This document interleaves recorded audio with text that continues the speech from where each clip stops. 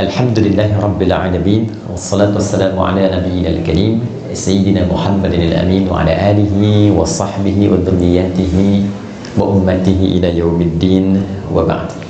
Faya ahbaballahi wa ahbab rasulihi sallallahu alaihi wasallam, usi nafsi wa iyyakum bitaqwallahi faqad fazal muttaqun fala tamutunna illa wa antum muslimun.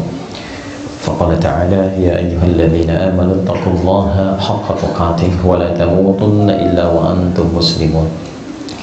Yang kita hormati dan kita ucapkan terima kasih juga alunan doa mendalam untuk orang tua kita di Kedutaan Besar Republik Indonesia, pada Pak Dubes yang kali ini diwakili oleh Koordinator Fungsi Pensosbud Bapak Muhammad Al-Aula. Semoga dalam 3 bulan kedatangan di Jepang ini bersama keluarga hingga selanjutnya dijaga dan diberkahi oleh Allah Subhanahu wa Ta'ala. Tadi beliau kasih saya tebak-tebakan, kalau bisa menjawab beliau dari mana 3 kali, maka beliau akan traktir saya. Saya gagal. Cuma memang bukan karena gagalnya, Pak, karena saya menginginkan yang ditraktir itu lebih banyak. Karena itu saya kasih tahu ya, beliau dari Singaraja, Bali ya. Nanti kalau tanya lagi, ada kesempatan kita semua ditraktir itu ya. Jadi fungsinya kan sosial, bukan individual. Saya tidak ingin saya secara individu yang ditraktir, tapi kita semua secara sosial yang ditraktir oleh beliau. Yang kita hormati, kita banggakan dari keluarga masyarakat Indonesia, khususnya di Jepang ini, saat ini diwakili oleh Ibu Ari. Ibu mudah-mudahan senantiasa disehatkan oleh Allah Subhanahu wa Ta'ala, dan teman-teman di KMI senantiasa konsisten dijaga dalam semangat-semangat yang baik seperti apa yang diharapkan dari dalam sambutan oleh Pak Muhammad Al-Aula. Ibu Yeti dari UI juga Sanad, dan seluruhnya tanpa kecuali teman-teman panitia luar biasa. Tadi ada Ustadz Bahar yang mengaji, minta echo-nya dikit ditambah, karena memang itu fitrah Bahar. Bahar itu laut, laut itu ada gelombang, gelombang itu penuh dengan echo. Jadi kalau ngajinya nggak bergelombang, itu bukan Bahar namanya. Bahar itu ada 16 nanti, dari Bahar Tawil, kemudian Madid, Rajas, dan turunan-turunannya.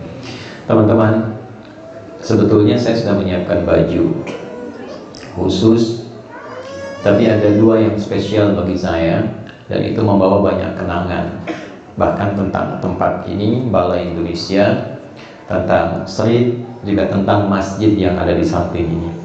Jadi 1 itu sudah melekat, dan 2 belum saya kenalkan. Yang 1 itu, inilah yang saya pakai sekarang. Jadi saya ingin menunjukkan bahwa saya bukan sekedar ustadz yang datang diundang untuk ceramah, tapi saya juga bagian dari jamaah Masjid Indonesia Tokyo yang sama-sama dulu kita bangun, kita resmikan, dan kita jaga sampai sekarang.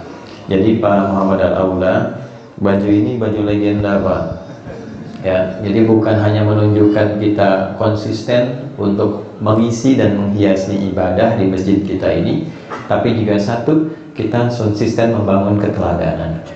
Jadi kita ingin tunjukkan bahwa jika ada masyarakat migran khususnya yang hadir di Jepang ini, maka jamaah-jamaah masjid di sini mesti jadi teladan dari turunan sikap-sikap kebaikan yang ada. Jika ada yang terpecah dan terpencar, kita yang insya Allah ingin menyatukan seluruhnya. Karena itu di masjid, teman-teman yang PCINU, PCIM, yang lain-lain, itu insya Allah kita bisa menikmati ibadah bersama-sama dengan cara yang baik, dan bertoladan dengan cara juga yang maksimal bisa kita kembangkan.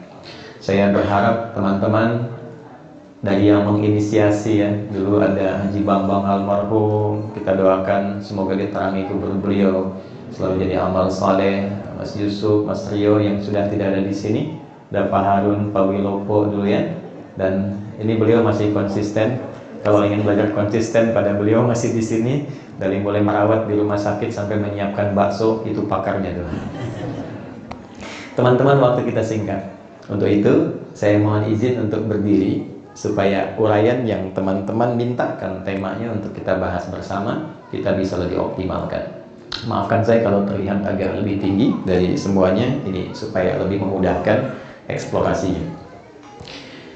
Ada 5 tema yang Anda kemudian pilih sendiri untuk dibahas oleh kita bersama di kesempatan pagi ini, dan mengerucut tema itu pada persoalan takdir, ya, ridho terhadap takdir Allah Subhanahu wa Ta'ala. Sebetulnya nggak sampai semenit selesai bahasan ini, ya sudah, ridho saja. Setelahnya jawab, ya kan? Tapi saya ingin elaborasi dulu, ya, kita gali dulu secara mendalam. Takdir itu apa? Cara bekerjanya bagaimana? Kemudian cara menempatkan ridho terhadap takdir seperti apa? Nah, saya akan coba berusaha menggambarkan itu sesuai dengan turunan-turunan di ayat Al-Quran, di hadisnya bagaimana, lalu kita buat semacam visualisasi skematik supaya paham, oh ini kesini alurnya, ini kesini arahnya. Ceramah monolog itu gampang, tinggal terangkan ayatnya ini, hadisnya ini, terus ridho aja, selesai. Tapi problem dasarnya yang terjadi saat ini, mohon maaf, ada sebagian umat Islam mungkin besar yang disinyalir oleh Al-Quran secara kualitatif, kualitasnya itu agak menurun, ya, kayak ilmu, al ilmu nurun, ya, ilmunya turun gitu, bukan jadi cahaya lagi. Nah, contohnya apa? Tidak sedikit di antara umat Islam yang bahkan dalam menunaikan ibadah ritualnya saja belum ke sosial, itu baru sekedar mengetahui cara, belum sampai pada memahami dan memaknai. Contoh besar begini, maaf ya, dari sekian orang yang sholat, ribuan kali ruku dan sujud, teman-teman bisa tanyakan pada diri sendiri, berapa persen dari bacaan dan gerakan sholat itu yang dipahami? Mengapa saat sholat tangannya begini? Kan? Mengapa yang diucapkan Allahu Akbar? Kenapa tangannya bersedekap begini? Apa pentingnya? Karena ternyata semua tuntunan ibadah dalam Islam, baik yang sifatnya ritual seperti sholat, ataupun ibadah sosial seperti zakat dan turunannya, ternyata itu seluruhnya memiliki makna. Bahkan dari namanya. Oke, saya tanya teman-teman misalnya, nanti kita akan sholat kan, di waktu siang nanti kan, sholat apa namanya? Zuhur. Padahal waktunya siang. Siang itu kan nahar. Kenapa nama sholatnya zuhur? Sore itu masa, bahasa Arab nih. Tapi nggak ada sholat masa. Yang ada asar. Kenapa namanya asar? Ya? Malam itu lail, tapi sholatnya isya. Itu ada maknanya teman-teman. Cukup kita dengan mengetahui 5 nama waktu sholat ini, kita bisa menata kegiatan kita, harian kita secara tertib, terstruktur, dan punya nilai, baik itu dalam konteks kehidupan dunia dan persiapan akhirat yang tercatat. Apalagi kemudian kalau kita sudah masuk kepada prakteknya. Sambil contoh begini, secara cepat dan singkat. Abdurrahman bin Auf, di antara sahabat Nabi SAW, dari berdiri saja begini, diajarkan oleh Nabi berdiri tuh. Itu mempraktekkan makna berdiri, beliau terapkan, diimplementasikan dalam profesi beliau sebagai seorang pebisnis, pedagang. Itu kurun waktu hanya dalam 2 tahun bisa menjadi orang paling kaya dan sukses dalam dagangnya. Mempraktekkan berdiri saja. Ketika kami dianugerahi honoris causa di salah satu kampus di Indonesia, saya membuat riset, diuji oleh 15 profesor. Salah satu kaitan risetnya tentang capaian Abdurrahman bin Auf, transformasi kehidupannya yang belajar dari prinsip berdiri dalam sholat.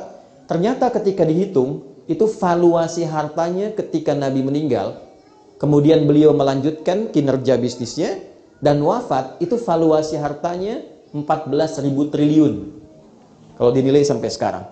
Dari modal nol. Dari berdiri. Bayangkan ya, itu kan belum salam gitu. Baru berdiri, ya.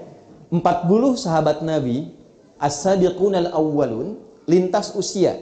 Kenapa dipilih oleh Allah dari anak paling kecil seperti Ibnu Abbas, dari sejak dini kecil, sampai kemudian berkembang jadi pemuda seperti Ali bin Abi Thalib, sampai yang senior seperti Abu Bakar As-Siddiq. Itu ada di 40 orang pertama yang masuk Islam, termasuk di dalamnya ada yang perempuan-perempuan. Dimanapun mereka berpijak, seluruhnya sukses dan bahagia hidupnya, sesuai dengan pilihan hidupnya masing-masing. Dan yang diajarkan pertama kali itu sholat.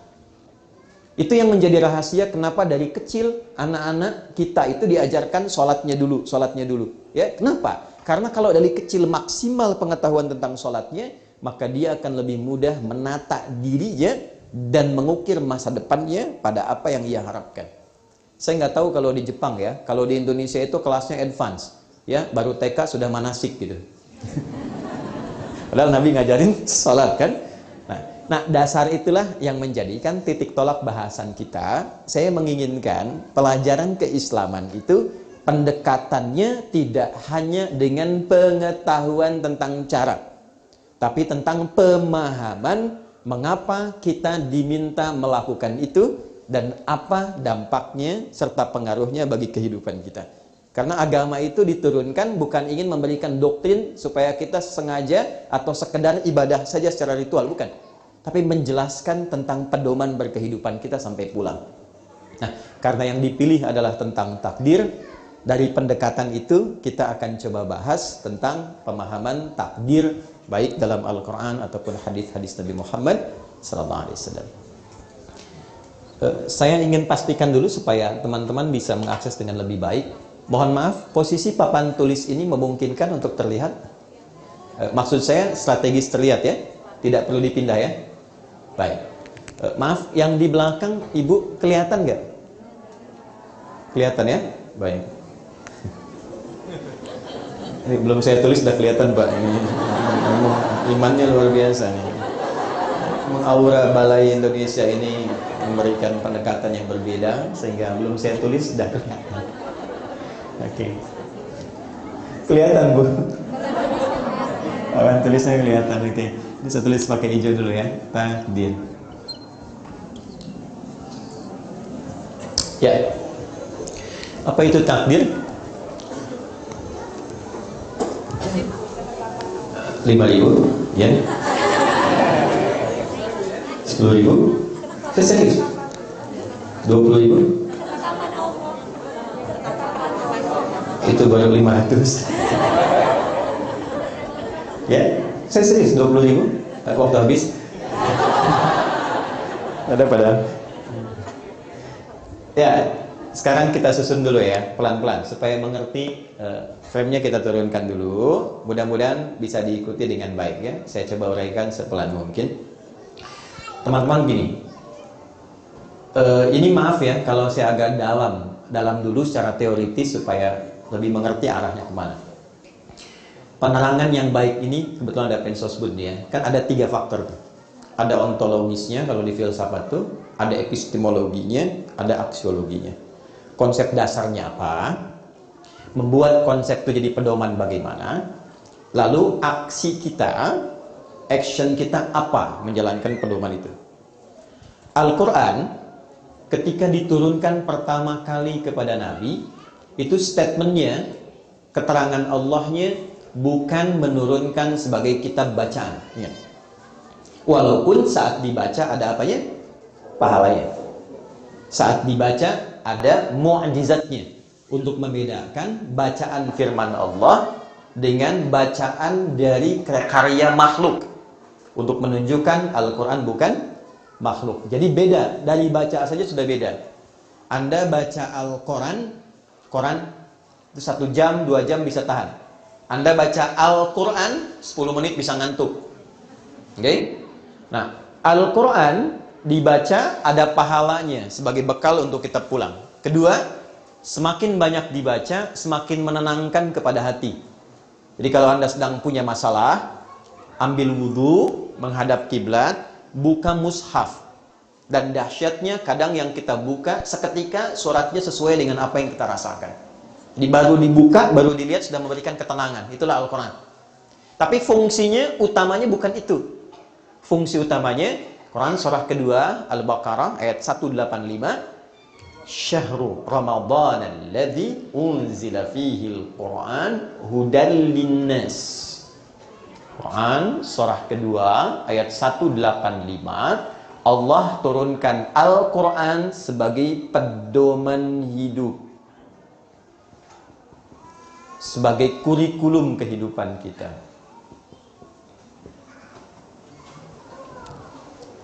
Jadi memosisikan Al-Quran 6.236 ayat, 30 juz, 114 surah, dari Al-Fatihah sampai dengan An-Nas, itu isinya kalau kita keluarkan seluruhnya tema-tema tentang kehidupan kita. Dari mulai dikandung, terlahir, tumbuh dewasa, sampai memilih pilihan hidup apa yang ingin dijalani. Dari kehidupan rumah tangga sampai ke aspek sosial. Ya, Imam Al-Bukhari itu, beliau menulis kitab fenomenal yang viral sampai sekarang, itu mengeluarkan tema di Al-Quran, keluarlah 97 tema. Lalu tema-tema ini dibuat secara tematik sesuai dengan aktivitas kehidupan kita yang pernah dicontohkan oleh Nabi. 97 tema ada subtemanya. Ayatnya apa? Hadisnya apa? Ayatnya apa? Hadisnya apa? Dikeluarkan dari kegiatan harian Nabi selama 24 jam. Maka diberi namalah kitabnya Al-Jami' As-Sahih Al-Musnad Al-Mukhtasar min umuri Rasulillahi sallallahu alaihi wasallam wa sunanihi wa ayyamihi. Coba ulangi. Okay. Karena kepanjangan maka disingkat jadi Sahih Al-Bukhari. Jadi Sahih Al-Bukhari itu bukan kitab hadis yang berdiri tunggal, bukan. Itu adalah turunan dari tema-tema kehidupan yang diturunkan dari Al-Quran, lalu ayatnya dimasukkan, lalu disitulah dikuatkan dengan hadisnya. Misal, di sini kan ada mahasiswa pelajar misalnya. Keluarkan tema-tema terkait ilmu apa? Maka kita temukan di tema yang ketiga, namanya Kitabul Ilmi. Ya, maka di situ nanti ada ayatnya, menghafal yang bagus bagaimana, cara cepat memahami bagaimana, mengawali waktu untuk memulai kita belajar itu bagusnya hari apa. Itu sampai ke harinya detil. Baik laki-laki atau perempuan. Anda yang sering tanya, Ustadz, iman saya kadang naik turun gitu kan? Kalau naik semangat ibadah, kalau turun, ya kadang-kadang yang pokok pun tertinggal. Cara naikkan dan menjaga supaya nggak turun bagaimana? Nanti itu ada di tema yang kedua, Kitabul Iman. Nah, ini yang saya maksudkan. Kita mengaji Quran dengan membaca, bagus.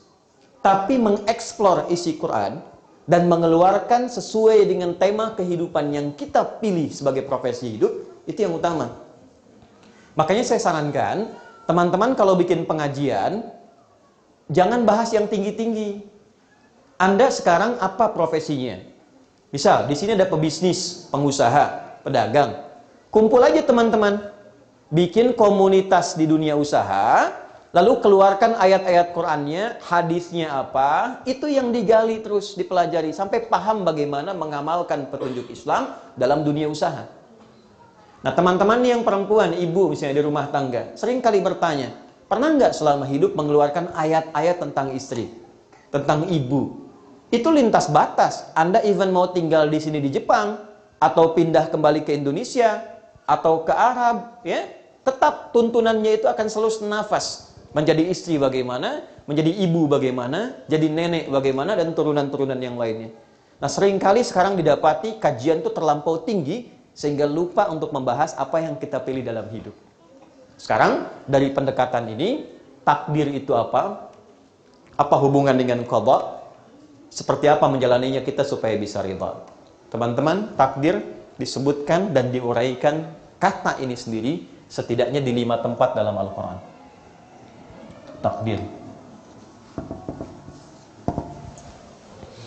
Oke, pelan-pelan. 1, kita temukan di Quran surah Al-An'am, surah yang ke-6, ayat 96.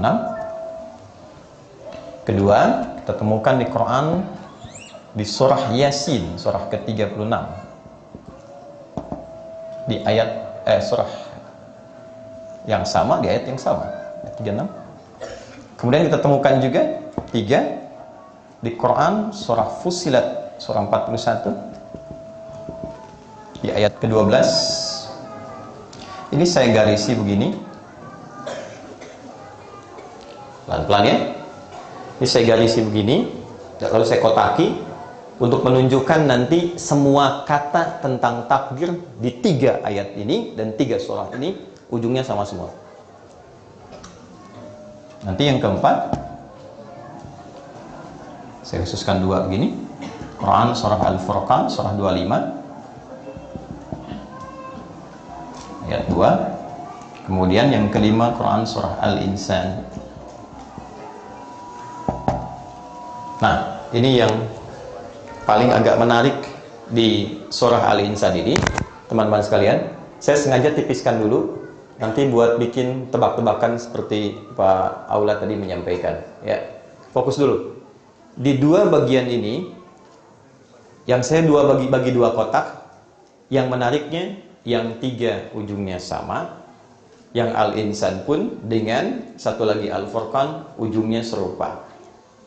Saya buat kesimpulan cepat dulu, nanti saya turunkan maknanya satu persatu. Ini sengaja saya kosongkan buat nanti kita tebak-tebakan ayat, dan di akhir kalau masih ada waktu, nanti saya akan berikan simulasi cara cepat menghafal Al-Quran dengan nomornya, dengan posisinya, dan mungkin juga dengan halamannya. Kalau masih ada waktu insya Allah. Mau? Mau. Ya. Yuk fokus ini. Takdir dari seluruh uraian ayat Al-Quran yang ditampilkan kepada kita, baik di 5 yang pokok ini dengan namanya Faliqul Isbah, alladhi ja'ala al-layla sakana wasyamsa wal qamara husbana, dzalika taqdirul azizil alim, wasyamsu tajri bi mustaqarrin laha, dzalika taqdirul azizil alim. Semua takdirul azizil alim, takdirul azizil alim. Hanya di 2 tempat nanti wa qaddaruha taqdira, wa qaddara taqdira. 5 kata takdir di 5 tempat. Yang paling menarik, seluruhnya menguraikan hanya 1 makna yang utama saja. Saya tarik sini. Maaf ya, ini seperti kuliah supaya agak sedikit mendetil ya. Takdir adalah ketetapan yang disertai dengan ilmu Allah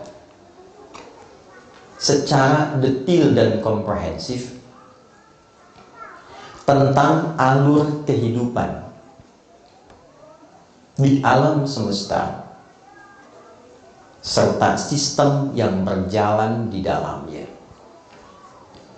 Takdir adalah ketetapan Allah yang disertai dengan ilmu atau pengetahuan Allah yang komprehensif dan detil tentang alur kehidupan di semesta serta sistem yang menyertainya. Pelan-pelan ya. Secara singkat dari sini kita bisa memahami bahwa seluruh aspek kehidupan di semesta ini, baik terkait dengan kita manusia, alam tumbuhan, hewan, pergerakan seluruh tata surya yang berada di seluruh semesta ciptaan ini, pertama kita simpulkan seluruhnya tertata dan tersistem. Dulu satu. Jadi tidak ada kehidupan itu yang sifatnya tidak tertata. Semua kehidupan yang kita jalani dan seluruh makhluk yang menyertainya itu tertata dengan sistem. Satu. Kedua, di dalam tatanan sistem ini, ya, kalau kita misalnya manusia dari lahir sampai dengan berkehidupan, sampai meninggal lagi, sampai bekerjanya apa, beraktivitasnya ada, tataannya sudah ada sistem kehidupannya. Jadi misal, kalau Anda memilih mengerjakan A secara sistem, ini konsekuensinya akan apa? Kalau memilih mengerjakan B secara sistem, konsekuensinya akan apa? Nah, dalam perjalanan tataan sistem itu, melekat di dalamnya pengetahuan sempurna dari Allah. Allah Maha tahu dari sebelum sistem ini dibuat saat ini berjalan sampai ini berakhir, seluruhnya kembali kepada Allah Subhanahu wa taala. Dalam konteks tertatanya sistem ini disertai oleh ilmunya Allah, pengetahuan Allah. Nah, berjalannya sistem kehidupan dan penyertaan ilmu Allah di dalamnya, itu yang disebut dengan takdir. Bisa dipahami nggak? Kalau saya ada di sini sekarang di hadapan Anda, bagian dari takdir bukan? Takdir. Oke. Allah tahu nggak? Tahu. Dari sebelum datang sampai sekarang datang, sampai pulang, sampai saya berakhir kehidupan, Allah tahu. Secara singkat itulah apa namanya? Takdir. Anda ada di sini takdir bukan? Jelas sampai sini? Oke, 1. 2, takdir sifatnya dibagi 2 bagian. Ini yang saya ingin dasarnya saya pahamkan dulu sebentar ya. Takdir sifatnya dibagi berapa? 2 bagian. Turunkan dulu ya.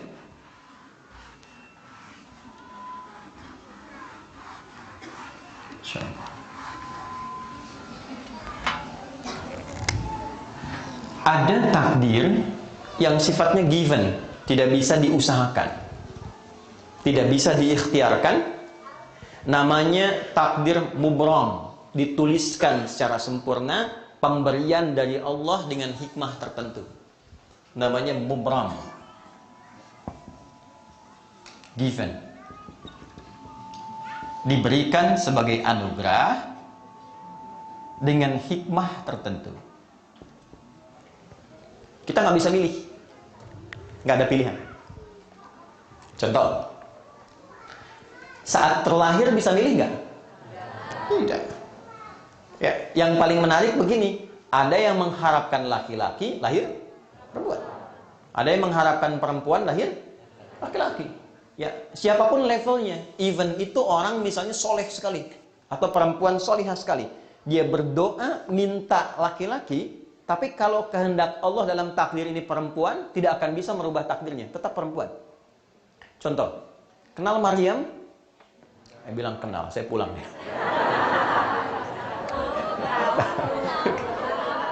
Tapi ini agak lumayan lah. Saya di Pekanbaru, sebelum kesini ceramah, saya tanya, kenal Firaun? Kenal. Saya agak khawatir waktu itu. Misal, Quran surah ketiga Ali Imran, ayat ke-35 sampai 36. Saya mau gambarkan gini, kenapa saya tanya Maryam. Maryam itu alaihissalam, Bunda Maria, sosok yang ditampilkan dengan terhormat dalam Al-Quran. Sosoknya mulia, terjaga diri, dihormati, solihah. Saking solihahnya, beliau itu kalau berdoa, bahkan belum berdoa, meminta rizki tentang dunia, itu seketika sebelum doanya terangkat, meminta, rezekinya sudah diberikan. Jadi kalau di mihrabnya itu butuh makanan, makanan sudah ada. Ya, butuh buah, buah sudah ada. Sampai paman yang mengasuhnya Nabi Zakaria ketika masuk ke mihrabnya, itu mengkonfirmasi kepada Maryam dari mana semua ini. Untuk menunjukkan di lisannya sudah kenal Allah atau belum. Nanti itu ada di ayat 37-nya. Kullama dakhala 'alaiha Zakaria al-mihraba wajada 'indaha rizqa. Setiap pamannya masuk ke mihrab beliau mendapatkan rizki di dalamnya. Solehnya luar biasa. Ibunya pun itu solihah. Namanya Hannah. Ya, Hannah punya suami namanya Imran. Imran nanti punya saudara namanya Zakaria. Hannah punya saudari namanya Elyasobat. Kita kenal dengan Elizabeth. Nanti Zakaria dengan Elyasobat melahirkan John atau Yahya. Kemudian Imran dengan Hannah itu orang soleh dan solihah. Saking soleh dan solihahnya, semua orang dan pemuka agama pada saat itu menyimpulkan, karena ada gambaran dari kitab suci yang lalu akan dilahirkan seorang nabi istimewa di era itu, dan mereka tandanya terlahir dari perempuan yang sangat solihah. Semua menyimpulkan Hannah sedang mengandung, dan pasti yang lahir dari Hannah ini seorang laki-laki dan akan menjadi nabi.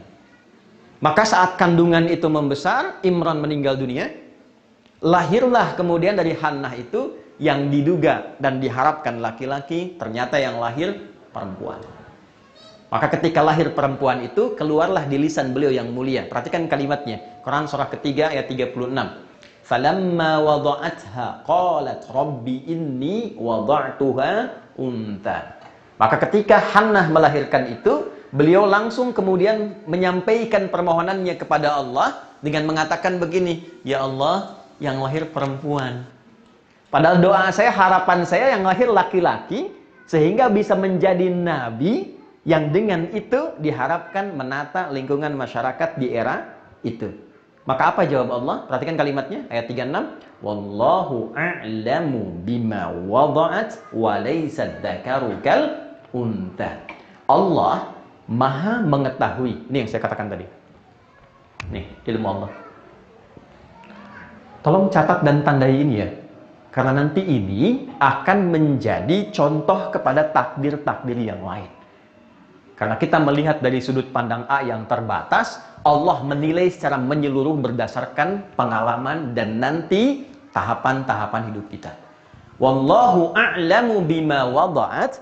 Allah Maha mengetahui terhadap siapa yang dilahirkan itu perempuan. Walaysa dzakaru kal untha. Dan engkau berharap laki-laki, ternyata yang lahir perempuan. Aku lebih tahu, kata Allah, dengan ilmuku tentang yang lahir ini, dan jangan salah menilai bahwa perempuan pun punya keistimewaan yang tinggi di hadapan Allah yang berbeda dengan laki-laki. Ini hikmahnya. Jadi ketika semua berharap laki-laki unggul, laki-laki punya kehebatan tertentu, laki-laki yang bisa jadi nabi dan rasul, Allah berikan persepsi yang lain supaya tidak ada kesan bahwa ketika lahir perempuan itu sifatnya rendah. Disimpulkan setengah laki-laki. Disimpulkan tidak punya keistimewaan yang seperti laki-laki miliki. Kata Allah, di perempuan pun ada keistimewaan yang laki-laki nggak punya. Ya, jadi ini untuk memberikan kesan kalau lahir laki-laki alhamdulillah, kalau lahir perempuan pun alhamdulillah. Karena Allah Maha tahu tentang hakikat kehidupan kita. Nah, di titik inilah kemudian ditunjukkan tentang kekuasaan Allah melalui penetapan takdir yang sifatnya tidak bisa dirubah. Paham nggak sampai sini?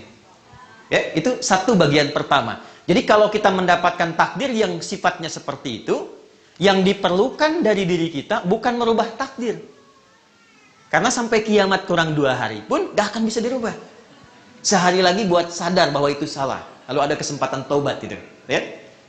Nah, tapi tugas kita menemukan hikmahnya. Apa yang diinginkan Allah dari keadaan diri saya yang saya terima saat ini. Itu yang kita cari. Jadi bukan cari perubahannya. Yang dicari adalah hikmah. Woi. Oke ya? Nanti dalam kajian yang berbeda kita bisa bahas misalnya perempuan bagaimana, laki-laki bagaimana, sehingga bisa menempatkan takdir perempuan sesuai dengan jalan hidupnya. Ya, sambil contoh. Laki-laki itu di bahasa Arab standar, mau di Al-Quran, mau di hadis, namanya cuma satu. Ini menunjukkan karakter ya. Rajulun. Sendirian. Kalau banyakan, tetap hurufnya masih sama. Hanya ditambah alif menunjukkan banyak. Rijalun. Dari ra, satu. Jim, kemudian lam. Untuk menunjukkan sikap fisik, satu yang tegap, kuat. Makanya kaki disebut rijlun karena kuat. Dia bisa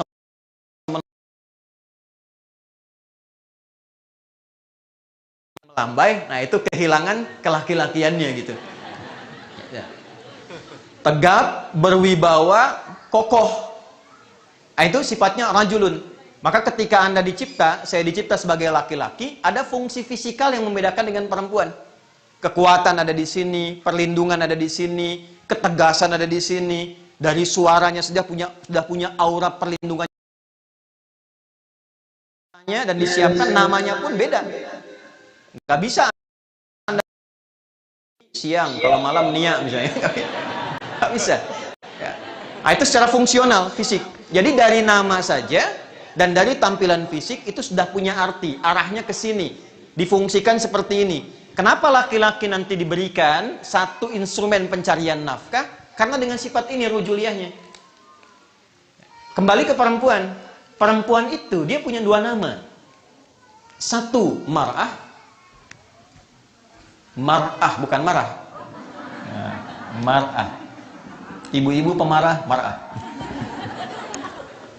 Mar'atun. Itu artinya mar'ah nggak, Bu? Ini ibu loh. Yang nggak dimiliki oleh laki-laki. Dari kata muru'ah. Muru'ah itu satu sosok yang senang tampil indah. Beda dengan laki-laki. Ya, kita keluar baju sedikit ya lecek begini kan, kita santai saja kan. Perempuan tidak bisa di stop kita sebentar. Rapikan dulu. Ya kan? Pengajian, dandan dulu. Kadang-kadang pakai seragam, ya kan? Kadang nanya sama suami gitu kan. Ayah bagus mana ya? Yang merah atau yang biru? Anda bilang biru ya, oh, kayaknya merah deh. Ya? Dia nanya tapi udah punya jawaban. Begitu dipakai, putih. Nah, itu kan perempuan tuh. Nah. Kedua, senang tampil terhormat. Ya, jadi kalau disampaikan apa-apa selalu ingin menjaga gitu, image dan sebagainya. Yang ketiga, ini yang paling penting. Sampai orang Arab bikin peribahasa di sini. Ya, mar'ah itu seakar dengan kata muru'ah, juga punya padanan mir'ah untuk menunjukkan sifat perasa yang begitu dalam. Sifat rasa seperti cermin. Ya, nanti saya tunjukkan. Itu sebabnya nanti kenapa perempuan senang bercermin.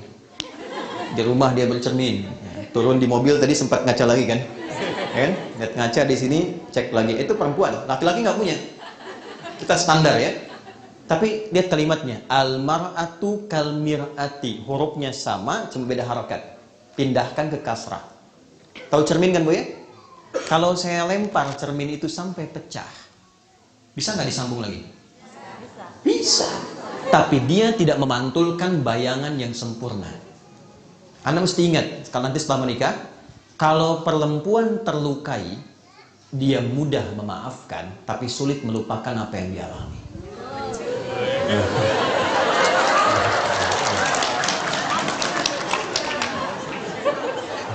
Ahli sejarahnya. Nanti Anda kalau diskusi bertengkar tentang masalah hari ini, kejadian 10 tahun lalu diungkit lagi. Ini marah. Yang mau saya katakan, ini yang saya maksud given ya. Jadi kalau Anda mengalami ini, artinya Anda memahami istri saya, wah, ini anugerah Tuhan yang khusus, gak bisa dirubah. Oke? Dengan sifat-sifat dasarnya. Tapi ketika dia berkumpul bareng-bareng, itu katanya berubah dari mar'ah menjadi nisa. Laki-laki rijal, rajul rijal. Perempuan mar'ah jadi nisa. Jauh sekali. Apa itu nisa? Bukan. Jangan maksa. Maksa. Udah salah maksa nih. Boleh ibu saya dikasih akses sedikit? Ada tempat untuk duduk? Itu ada ibunda saya datang belakang. Ayo masuk mah. Jarang-jarang beliau mau nyertai dan hari ini alhamdulillah. Silakan. Gak apa-apa. Kalau nggak ada, nggak apa-apa. Di tempat kasih bangku aja.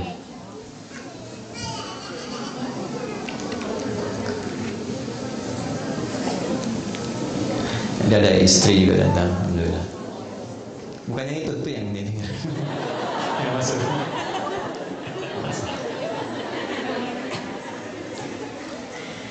Ya, saya termasuk golongan yang bertauhid, istrinya satu.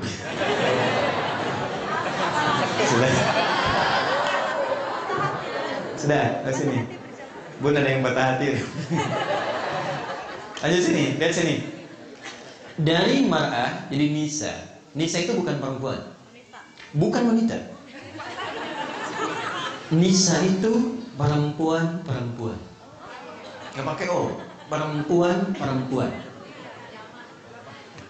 Kenapa bentuknya dijamakkan dan berubah jadi nisa? Akarnya seakar dengan kata nasa.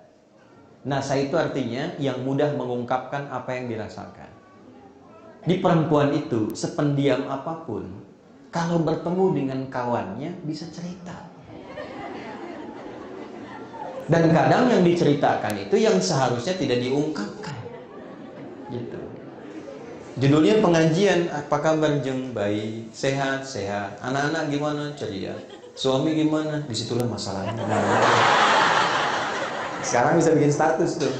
Nggak ada orang sudah bisa nulis. Nah, ini saya mau tunjukkan karakter-karakter ini itu bawaan saat takdir ditetapkan. Anda laki-laki, Anda perempuan, itu nggak bisa dirubah. Kalau dirubah, maslahat hidup yang akan dilalui ke depan itu jadi tidak terdapatkan. Kan kita sepakat, Allah Maha Tahu, Allah Maha Kuasa, dengan ilmunya menata semua kehidupan di semesta ini. Jadi saat memilih kita laki-laki, Anda perempuan, artinya itu yang paling maslahat, yang paling sesuai, yang paling baik, yang paling bisa dilalui dalam hidup ini sampai pulang menghadap Allah. Nah, pada takdir yang semacam ini, yang tidak bisa dirubah termasuk dengan doa, Anda kalau nggak percaya silahkan. Doa di masjid paling mustajab di muka bumi ini, Masjidil Haram. Doa 24 jam, minta sama Allah, Anda, ya Allah ganti saya jadi perempuan. Nggak akan pernah terjadi. Karena masuknya apa? Masuk kategori takdir mubrom, yang diberikan sesuai dengan maslahat hamba saat dicipta. Pada yang seperti ini, memaksa untuk merubahnya, hukumnya haram. Ini tidak, ini anti perubahan. Quran surah keempat ayat 117 sampai dengan 119.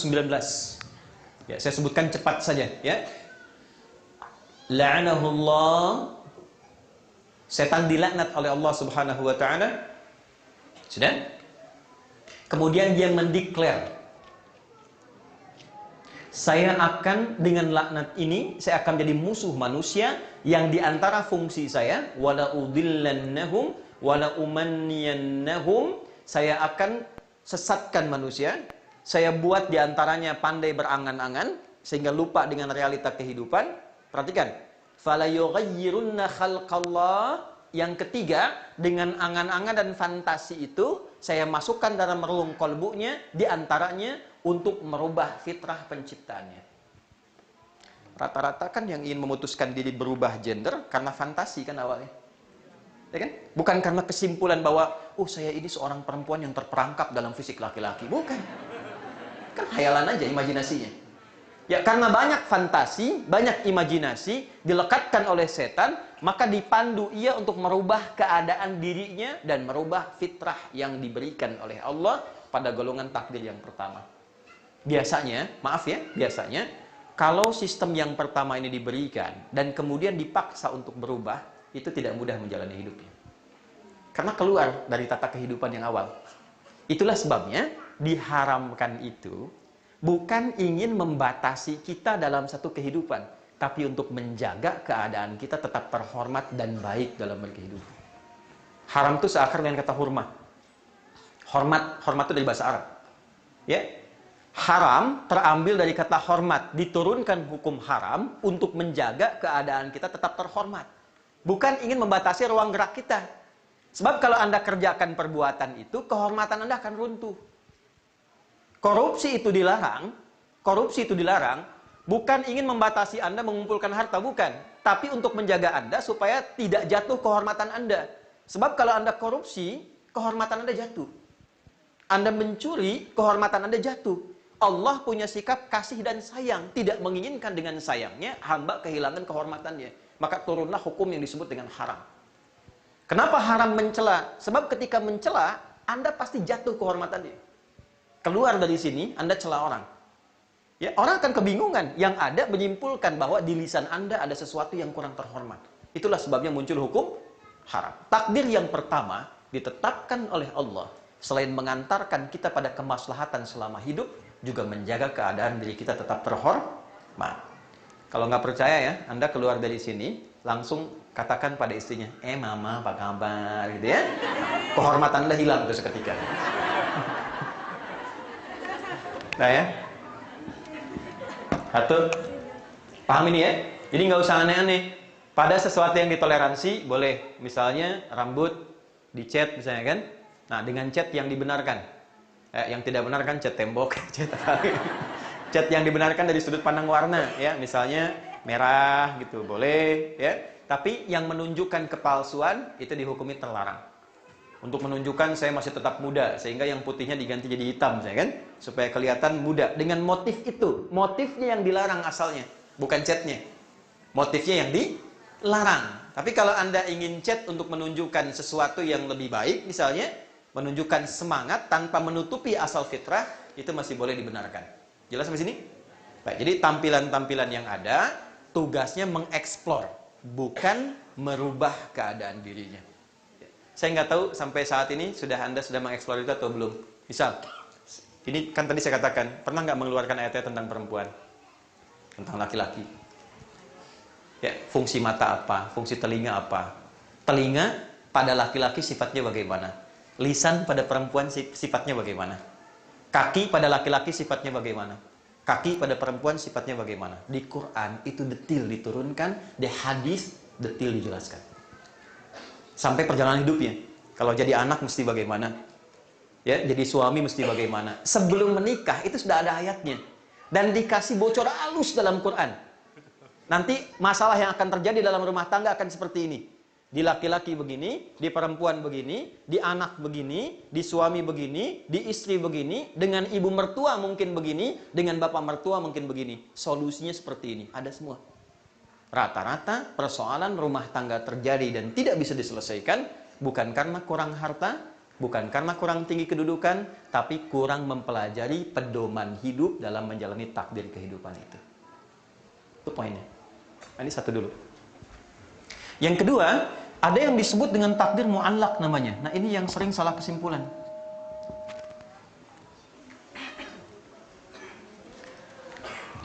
Takdir mu'allaq itu mu'allaq ya. Saya keluarkan istilah bahasa Arabnya supaya nanti ada pemahaman yang mengakar ya. Takdir mu'allaq itu adalah sistem kehidupan yang telah ditetapkan oleh Allah, dibuat. Tapi dalam pelaksanaannya kita diberi pilihan untuk menjalani, diikat dengan pilihan. Ya. Mu'allaq itu yang terikat. Mu'allaq itu yang terikat. Takdir yang Allah susun dalam sistem kehidupan, tapi diikat dengan pilihan, dikembalikan kepada hamba untuk memilihnya. Jelas ini? Saya beri contoh.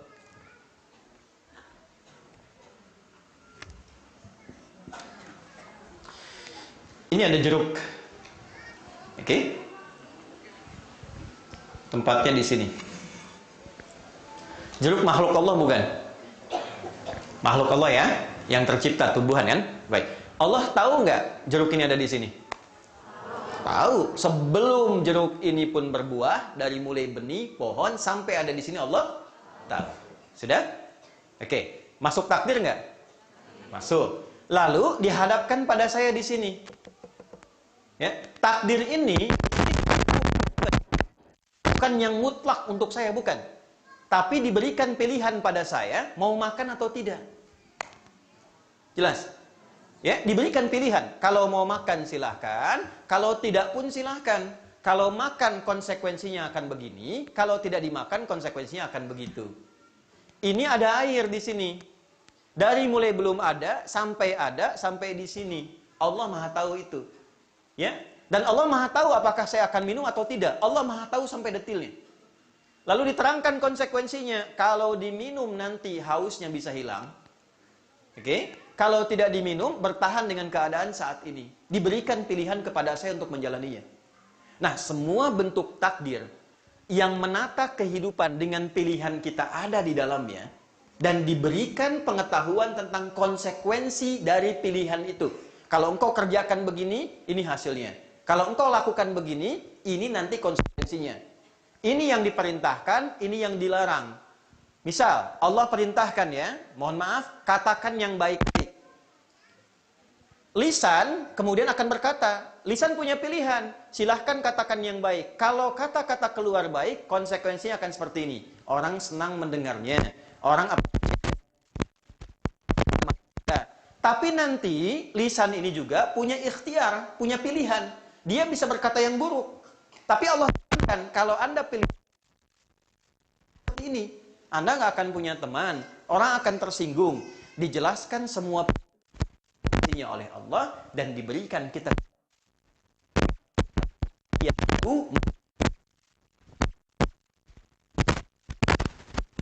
itulah takdir yang sifatnya bisa memilih.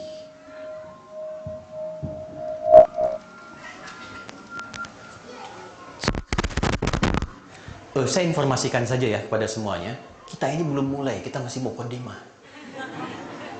Ingat itu. Sampai jam berapa kita? Ya, saya mau antarkan dulu supaya kita paham. Nanti yang mana yang bahas itu yang kita urai. Ini bisa dipahami? Baik. Kalau terhadap apa, maka kita mesti paham takdir itu apa.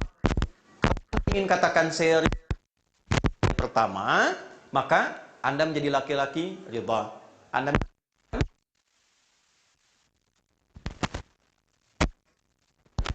maka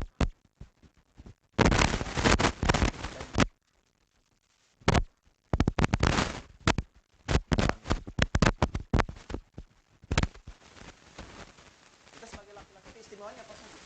Tugas turunan fungsi kehidupannya. Setelah mengetahui itu, optimalkanlah dalam kehidupan kita.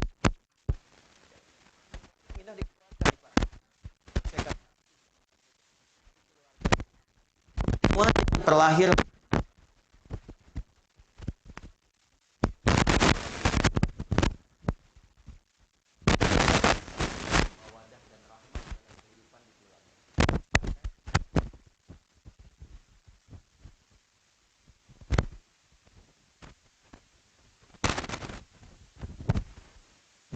kelengkapannya, yang kurang di suami ditemukan di istri.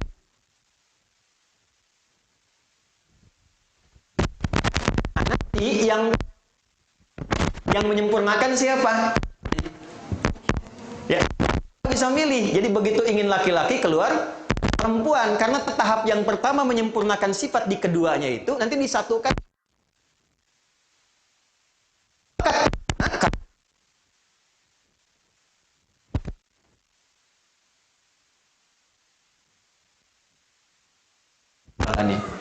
Nanti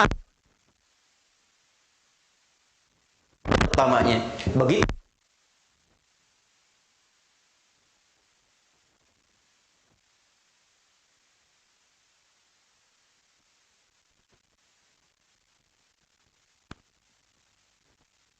takdir yang pertama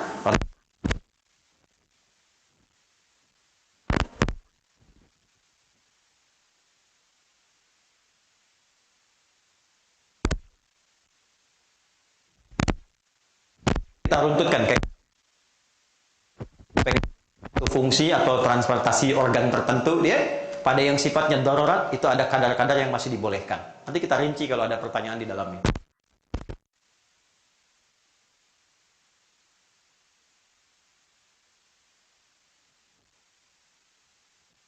Manipulatif itu masih dibolehkan. Tapi mohon maaf ya, ini saya kasih satu rahasia besar.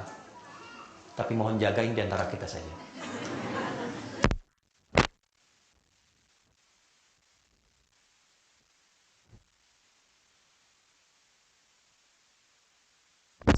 Tindakan terjadi di masa-masa lalu dan lebih dahsyat sifatnya.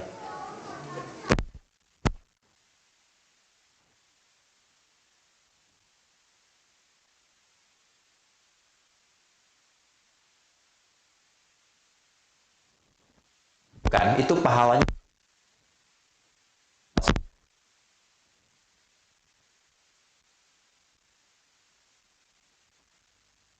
tindakan kita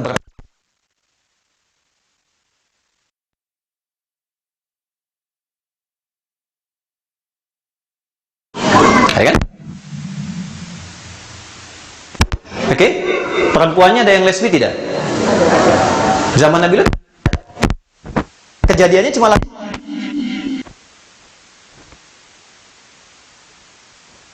yang laki-laki penyuka sejenis ada, yang perempuan ada, bahkan itu bahkan ya hanya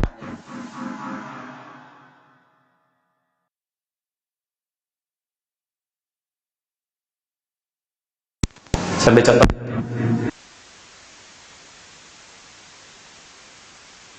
Akan tiba masa pergantian era, terus sampai mendekat kiamat. Tandanya apa? Perhatikan kalimatnya. Tandanya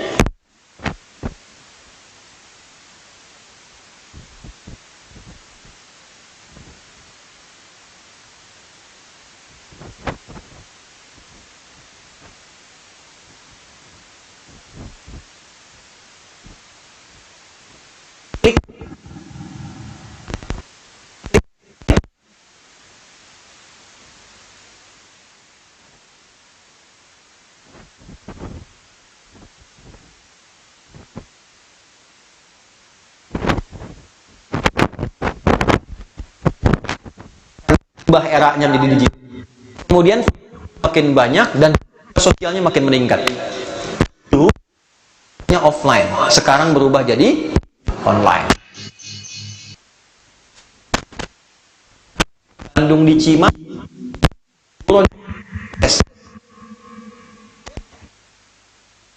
terjadi sampai sekarang ramai. Saya menerangkan garam. Sekarang video saya dengan gambar saya dengan suara frekuensinya mirip suara saya menerangkan tentang garam rupiah plus harganya.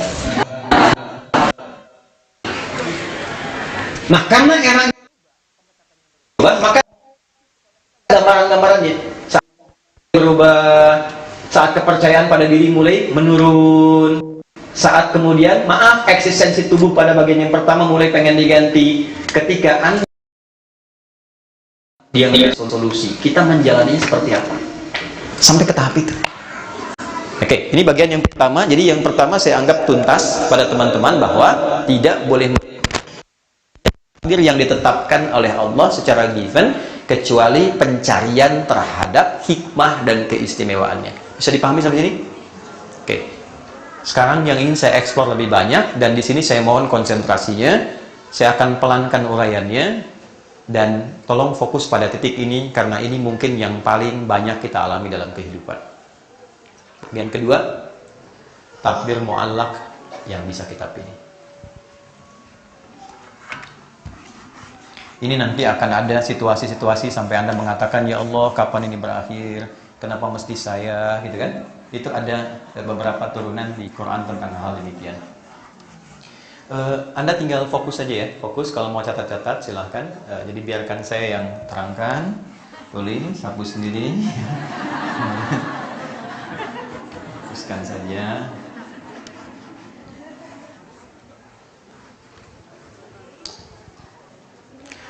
Yuk, yang kita bahas tuh satu, ini takdirnya. Saya tuliskan takdir pilihan saja ya. Takdir pilihan. Mu'allaq. Pilihan ini saya turunkan lagi yang viral dengan kita sebut dengan istilah ikhtiar. Ayo beri ikhtiar dong, ayo beri ikhtiar dong, kan? Pelan-pelan ya? Oke. Pelan-pelan. Baik, izinkan saya memulai dengan sedikit menyusun dengan lebih tertib lagi. Teman-teman,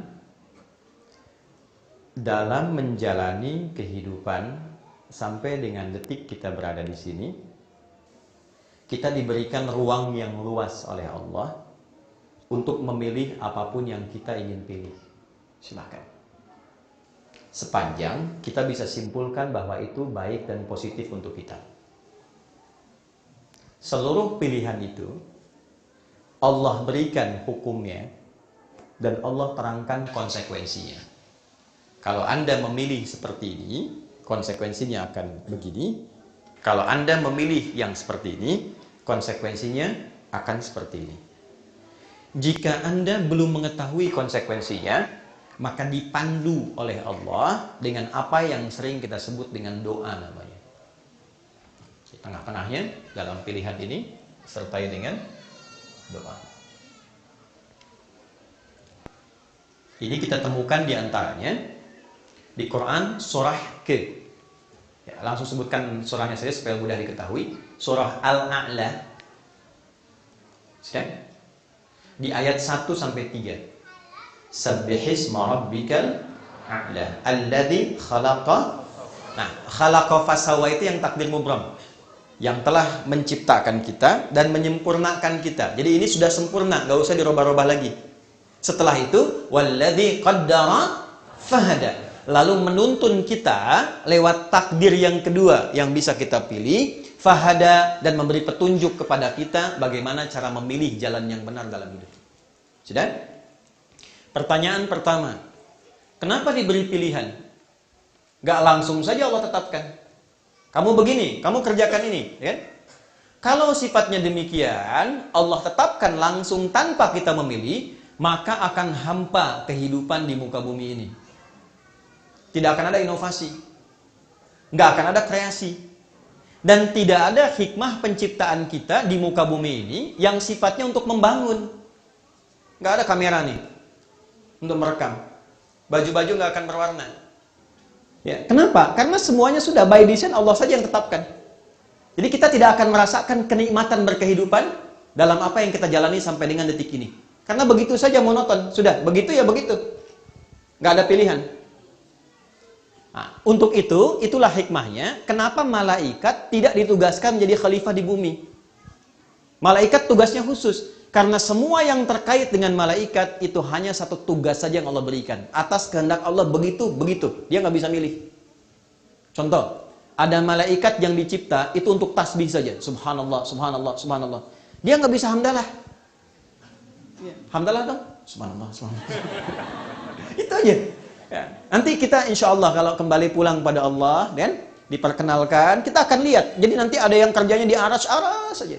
Yang sujud, nggak bangun-bangun, sujud. Dicipta untuk sujud saja. Dan dia nggak bisa mengerjakan yang lain. Ya, malaikat maut yang kita kenal Israel, tugasnya nyabutin nyawa aja.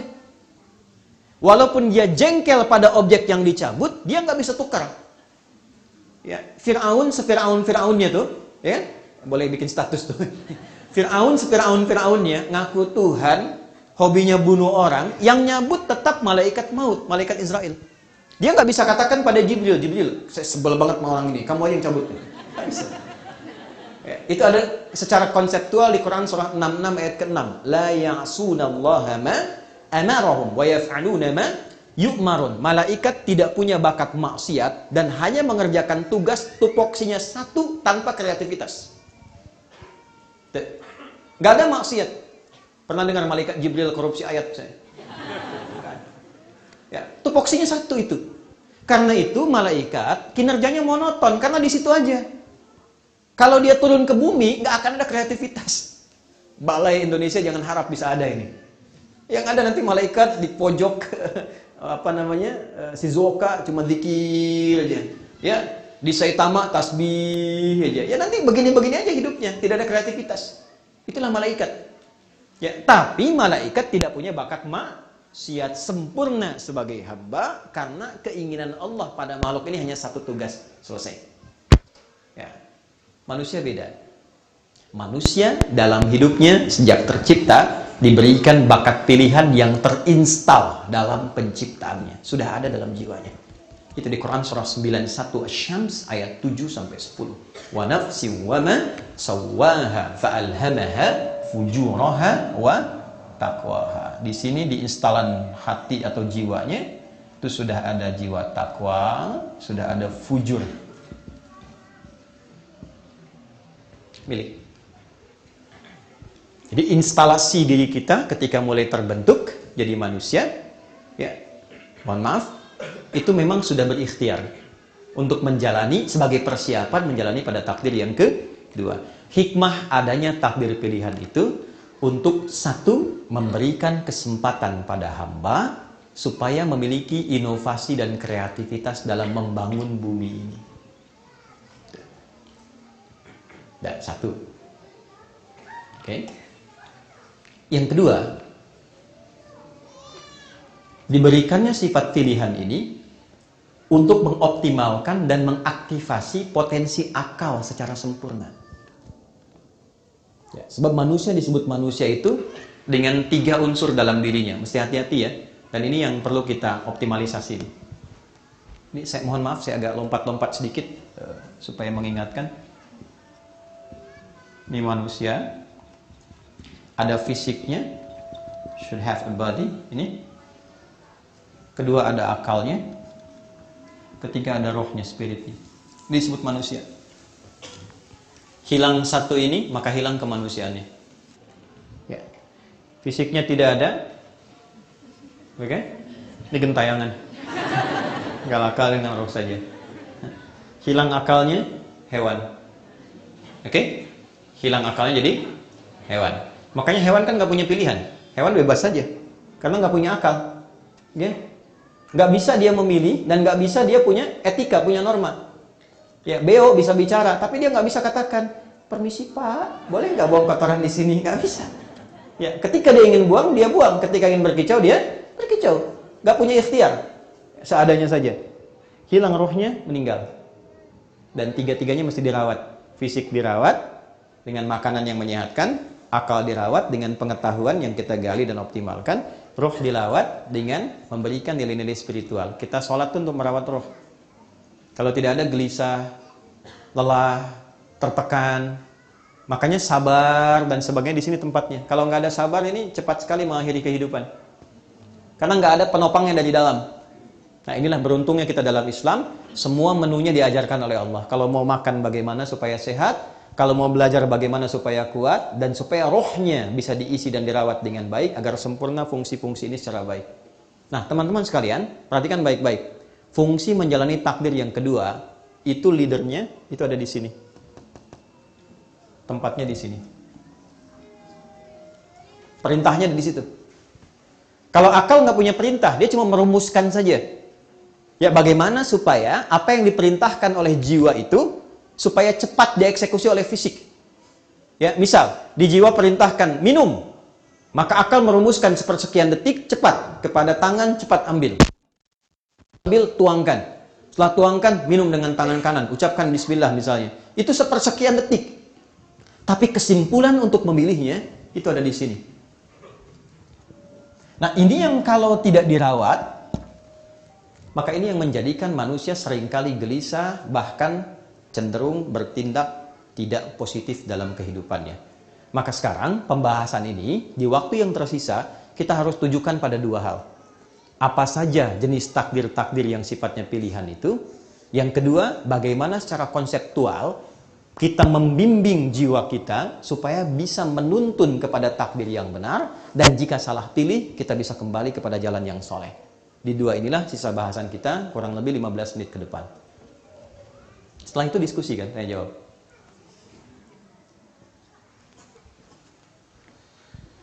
Oke. Satu, Bapak Ibu sekalian, tentang di luar yang sifatnya pemberian, itu seluruhnya pilihan. Yang bisa kita pilih. Tapi ingat, di dalam pilihan itu ada penjelasan juga tentang konsekuensinya. Contoh, profesi.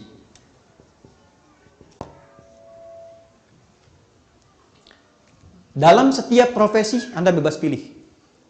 Cuma bebas itu pilihannya diikat oleh dua hal. Satu, profesi yang baik. Profesi yang tidak baik, buruk. Ini ada yang salah, ini ada yang salah.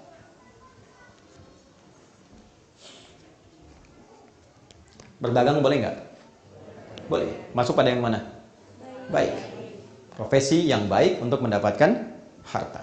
Mencuri boleh nggak? Sekarang di beberapa tempat pemahaman korupsi itu sudah menjadi bagian dari profesi. Di Indonesia itu ada yang ngitung, Pak. Ya, ada yang ngitung. Saya kalau korupsi, bukan saya. Kayaknya dipotong videonya, repot. Jadi ada yang menghitung begini, kalau korupsi misalnya dapat 60 miliar. Terus dihitung potensi pasal yang terkait dengan itu akan dapat hukuman kurang lebih misalnya 20 tahun. Remisi potong-potong-potong 10 tahun. Fasilitas tempat yang dituju misalnya fasilitas A, di situ akan ini biaya sekian. Yang keluar dari 60 ini kurang lebih 30 miliar. Maka dia akan simpulkan masih untung 30 miliar. Nah, bayangkan, masih untung. Sampai sini bisa kebaca nggak? Ya kan? Jadi ada pilihan yang baik bisa kita pilih, ada yang buruk, tapi Allah jelaskan konsekuensinya. Kalau Anda memilih yang baik, Maka, nih, yang pertama yang terjadi pada Anda akan seperti ini. Dijelaskan dulu oleh Allah, rezeki itu begini. Asal Anda bekerja, maka rezeki akan diberikan. Kalau profesinya baik, akibatnya akan begini. Kalau profesinya buruk, akibatnya akan seperti ini. Di dunia akan begini, di akhirat akan seperti ini. Setelah itu, silahkan Anda mau pilih yang mana. Kalau pilihannya terletak pada yang baik, maka ini yang berfungsi namanya jiwa takwa. Takwa disebutkan dalam Al-Quran yang terkait dengan takdir pilihan sebanyak 115 kali. Awas hati-hati ya, ini jarang dibahas. Kalau ada dorongan yang buruk dalam hati kita, itu sumbernya dari sini, fujur. Ya, lewat kepada nafas, keluar jadi buruk, su. Nafas ketemu su, disingkat jadi nafsu. Dari sini muncul istilah nafsu. Quran surah 12 ayat 53. Ini disebutkan sebanyak 115 kali kata nafsu terkait dengan pilihan. Yang mensupport kita pada kebaikan, itu ada malaikat yang tugasnya mengarahkan kita. Kerjakan ini, kerjakan ini. Malaikat disebutkan 88 kali dalam Al-Quran. Saat yang sama, ada provokator. Dia memprovok kita supaya meninggalkan yang baik menuju pada yang buruk. Itu disebut dengan setan. Setan disebutkan 88 kali dalam Al-Quran. Jadi baru bangun tidur saja, kita sudah dihadapkan pada pilihan. Silahkan. Mau berwudu, mau sholat, mau buka WA, mau update status, mau minum, mau cuci tangan, mau ke toilet, semua sudah ada pilihan. Tinggal pastikan ketika akan memilih, kita tahu satu, panduan untuk memilih. Yang kedua, konsekuensi pilihan itu. Dan yang ketiga, doa-doa khusus yang mempercepat kita sampai pada takdir yang kita pilih. Juga memohon kepada Allah, ini yang terakhir, bagian keempatnya, untuk diberikan kelapangan dalam menerima setiap keputusan yang Allah berikan kepada kita dari pilihan itu. Yang keempat itulah yang disebut dengan tawakal.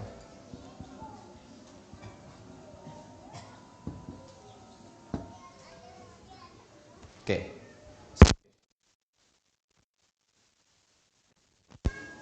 Kira-kira kalau kita praktekkan, saya memilih ke Jepang, tidak di Indonesia misalnya. Itu kan pilihan. Anda kan bisa pilih untuk pulang kan? Tapi kenapa Anda memilih untuk tinggal di sini? Nah, secara konseptual itu ditanya balik oleh Al-Quran. Pertanyaan pertamanya, apa yang menjadikan Anda termotivasi untuk tinggal di sini? Sehingga memilih tinggal di sini dibandingkan dengan di Indonesia misalnya. Satu, mohon maaf, dari aspek kemanfaatan dunia akhiratnya ada enggak? Misal, dari dunia ada timbangan, di sini lebih tertib misalnya, terasa disiplin, masyarakat nyaman, lingkungan bagus. Aspek akhiratnya gimana? Ketika Anda ditanya di akhirat misalnya, apa yang mendorong Anda tinggal di Jepang untuk kebaikan akhirat Anda? Salah satunya Anda bisa jawab seperti ini misalnya. Misal, ya Allah, di Indonesia sudah banyak tapak bumi yang pernah disujudi untuk menyembah kepada Engkau. Maka saya ingin menjadi bagian di satu tempat yang jarang orang sujud di dalamnya untuk menghadap kepada Engkau. Itu mahal sifatnya. Jelas ya? Oke, itu satu bagian. Tapi yang kedua konsekuensinya adalah Anda mesti belajar juga ketika memilih Jepang misalnya dibandingkan dengan Indonesia, maka pola hidup yang akan kita alami tentu akan ada penyesuaian-penyesuaian di dalamnya. Contoh, dari segi makanan bagaimana, dari segi pergaulan budaya bagaimana, disitulah tugas Anda untuk mengeluarkan, bukan mengeluhkan. Jadi nggak ada ceritanya Anda mengeluh begini, kami kan minoritas di sini ya Ustadz. Saya tanya balik, kalau begitu kenapa Anda ke sini? Yang mesti dipelajari, keluarkan fikih minoritasnya, keluarkan periode Mekahnya. Di situ kan Islam minoritas. Yang terbatas, budayanya berbeda, bagaimana berinteraksi dengan terhormat, memuliakan orang lain seperti apa, menghargai sistem kehidupan bagaimana, keluarkan fikihnya, pelajari dengan baik, buat kreativitas untuk bisa memberikan teladan dalam komunitas, maka di situ kemudian kita menjalani takdir dengan nyaman. Tapi kalau Anda tidak kaji ini, tidak Anda siapkan, misal, maaf ya, Anda hanya mengeluhkan di sini jarang makanan halal, tanpa Anda pernah membuat makanan yang halal untuk dikonsumsi. 143.000 orang, masa nggak ada yang bisa bikin bakso? Bikin mie, bikin nasi goreng, bangun komunitas, bikin database, contohkan yang baik-baik. Itu yang saya maksudkan mencari solusi dari takdir yang Allah berikan kepada kita. Ini poinnya. Ujungnya tinggal tawakal. Saya tutup. Kenapa tawakal ini penting? Inilah bab ridho yang sesungguhnya. Ini ada dua pilihan, Pak. Kanan dengan kiri. Ya, perhatikan baik-baik. Dua-duanya baik. Punya fungsi yang baik. Saya memilih spidol misalnya. Tapi ternyata Allah mengantarkan kita pada mic. Kira-kira yang paling bagus tuh pilihan Allah, pilihan kita. Yakin? Yakin nggak? Yakin. Sekarang kita bilang yakin, tapi ketika menghadapi realitanya banyak keluhan. Oke? Ini ada mic, ini ada spidol. Dua-duanya baik. Anda mau ke Bandung, Anda mau ke puncak, ada ke Cipularang. Pengennya ke puncak, dibikin macet puncaknya, tiba-tiba lewat Cipularang. Allah menginginkan Anda lewat jalan yang satu, bukan jalan yang lain. Perhatikan baik-baik. Ini dalam rangka menjemput ridha Allah. Ketika dihadapkan pada pilihan dan tidak mudah dalam memilihnya, maka ikutkan pilihan kita pada pilihan Allah, dan disitulah Allah mengantarkan kita pada takdir yang sempurna. Saya ingin ke Madinah dulu. Maka saya pelajari kurikulum Madinah setahun sebelum saya lulus SMA. Saya ikut daurah peserta termuda. Sudah khatam kurikulumnya, sudah tahu buku-bukunya. Tiba-tiba 2003, saat mulai kami mendaftar, ditanda tangan rekomendasinya oleh orang yang paling berpengaruh di Timur Tengah. Jadi kalau diberikan itu, syarat-syaratnya sudah diterimalah secara ikhtiar. Tapi Allah punya keinginan lain. Terjadi bom Bali. Ya, dan saya berdoa berharap tidak boleh terjadi lagi yang seperti ini ya. Kalau ada aliran-aliran keras yang tidak jelas, jauhi. Itu bukan dari Islam. Nabi pernah mengatakan akan tiba satu masa, di hari kiamat mereka dihisab, orang-orang yang hidup di masa ini, ternyata amalnya habis. Karena ternyata dia sholat tapi juga senang mencela. Akan tiba masa orang sholat senang mencela. Yati syatama hadza wa qadhafa hadza, senang saling menuduh. Ya, berkelahi. Puncaknya safakadama hadza. Ada kajian-kajian yang sangat ekstrim mengatasnamakan Islam. Bukan nilai Islam, tapi mengatasnamakan Islam. Di dalamnya sampai mengajak pada pertumpahan darah. Nabi sudah warning jauh-jauh hari. Itu bukan dari Islam. Ya, tanpa batasan yang benar. Tiba-tiba tembak A, bom B, bom C, mengatasnamakan nama Allah di dalamnya, Allahu Akbar. Mesti hati-hati. Kalau ada yang seperti itu, tinggalkan. Karena Nabi sudah dari awal mendeklarasikan itu bukan dari nilai-nilai Islam. Artinya ada yang datang membuat frame seakan-akan Islam terlibat di dalamnya. Ya, dulu waktu terjadi bom di Jalan Tamrin itu, saya di Lampung tuh ditanya tuh, Ustaz, apakah bom di Jalan Tamrin itu termasuk jihad fisabilillah? Saya bilang, Mas, sependek pengetahuan saya, jihad fisabilillah itu jihad di jalan Allah, bukan di Jalan Tamrin.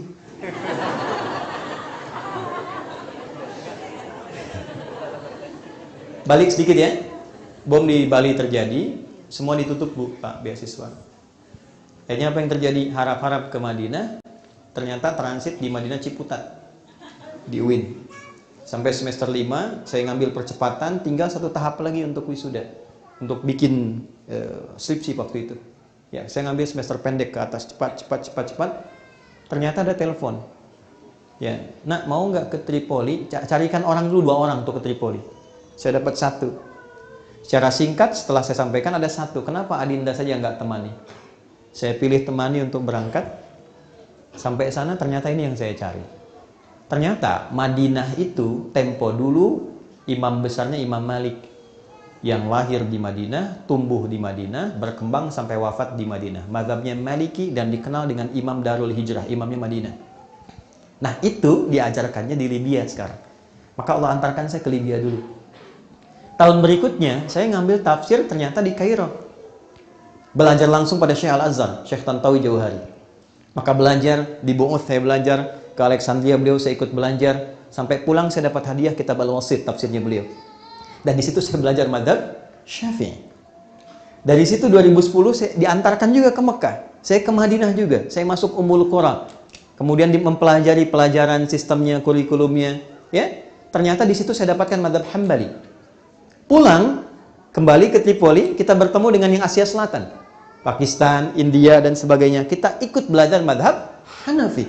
Ketika pulang ke Indonesia, saya baru paham kenapa Allah antarkan lewat jalur-jalur ini. Ternyata Allah menginginkan hal yang lain. Kita menginginkan satu mazhab, Allah menginginkan 4 mazhab, karena kondisi masyarakat yang akan dihadapi adalah orang-orang yang sifatnya heterogen dengan 4 mazhab ini. Ya, itu yang disebut dengan sifat tawakal. Ikutkan keinginan kita pada keinginan siapa? Allah. Jika Anda sudah mengerjakan satu hal dan sudah optimal di dalamnya, lalu Allah berikan pilihan kepada kita, jangan simpulkan kalau kurang ideal bahwa itu nggak cocok dengan kita. Bukan. Kesimpulannya, Quran surah 2, saya tutup ayat 216. Kutiba alaikumul qitalu wa huwa kurhul lakum. Kalau Anda berhadapan dengan takdir yang serasa kurang menyenangkan, tolong atasi dulu keadaan hatimu yang masih belum stabil. Perangi perasaan yang tidak baik.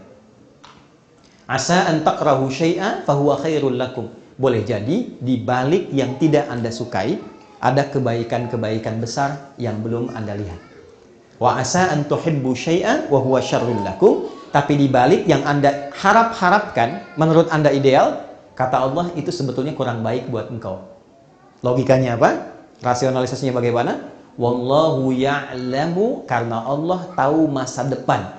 Jadi saat Allah ngasih ke kita itu desainnya sampai masa depan. Kamu akan begini, ini solusinya. Kamu akan begini, kekuatannya seperti ini. Nah, yang Allah berikan pada kita itu manfaatnya sampai masa depan kita. Wa antum la ta'lamun, sedangkan engkau tidak tahu tentang itu karena visimu pendek saja untuk kebutuhanmu saat ini. Jadi, secara kesimpulan, ridha terhadap takdir Allah. 1 adalah mengetahui jenis takdir yang diberikan kepada kita dan sekaligus yang kita pilih dalam menjalani kehidupan. 2, ridha terhadap takdir adalah dengan cara menggali, mempelajari, memahami setiap keistimewaan takdir yang melekat pada diri kita dan konsekuensi yang akan kita raih dari setiap pilihan yang kita ambil. Dan yang 3, selalu menyerahkan hasil dari apa yang kita kerjakan kepada Allah dengan sifat tawakal yang sempurna. Itulah yang disebut dengan ridha terhadap takdir Allah Subhanahu wa ta'ala. Jadi, kalau Anda berada di Jepang, ya, itu bukan Anda nggak bisa salahkan, ya Allah kenapa engkau antarkan aku ke sini? Allah tanya balik, kenapa engkau pilih ke sini? Ya kan? Yang ditanya oleh Allah itu ketika engkau sudah berada di sini, apa yang engkau siapkan untuk menjemput takdirmu? Maka belajarlah fikih minoritas. Belajarlah tentang bagaimana berinteraksi dengan orang-orang yang ada di lingkungan kita tinggal. Ya, Nabi kan pernah punya tetangga yang non-Islam, banyak kan? Di fase Mekah, coba lihat bagaimana Nabi memuliakan mereka. Ini yang sesungguhnya kita terapkan. Fikih Mekah ya, kalau bisa KMI itu kalau mengundang ustadz-ustadz yang dibahas, kalau bisa banyakin tentang fikih Mekahnya. Itu indah sekali. Nabi sedang sholat, tiba-tiba ada yang naruh kotoran, ya kan? Karena nggak paham, tiba-tiba ada yang mencela. Tapi pernah nggak Anda melihat bahwa Nabi pernah bersengketa dengan orang Mekah? Silahkan cek. Nggak ada. Terus kenapa urusan parkir mesti rame-rame marah-marah? Anda yang tinggal di negeri orang, kok Anda yang marah-marah gitu kan? Itu coba kita lihat bagaimana Nabi berinteraksi dalam kehidupan. Itu yang sangat luar biasa. Nah, ini yang mau saya kaji, kita jeda dulu untuk berdiskusi. Silahkan detailnya disampaikan. Ada bagian penting yang belum saya urai, yaitu tentang doa dan takdir. Apakah takdir itu langsung Allah kasih, atau karena Anda berdoa baru dikasih? Ya? Jadi kalau Anda sedang punya masalah, sebetulnya itu bagian dari doa Anda, atau memang Allah yang kasih untuk kita atasi. Sementara saya cukupkan dulu untuk kita jeda diskusi. Mohon maaf kalau saya agak sedikit lompat-lompat karena waktu yang sangat terbatas. Jadi nanti kita runtutkan lagi dalam sesi diskusi kita saat ini. Subhanakallahumma rabbana bihamdika asyhadu an la ilaha illa anta astaghfiruka wa atubu ilaik. Ada ruang mungkin sekitar setengah jam untuk kita diskusikan. Assalamualaikum warahmatullahi wabarakatuh.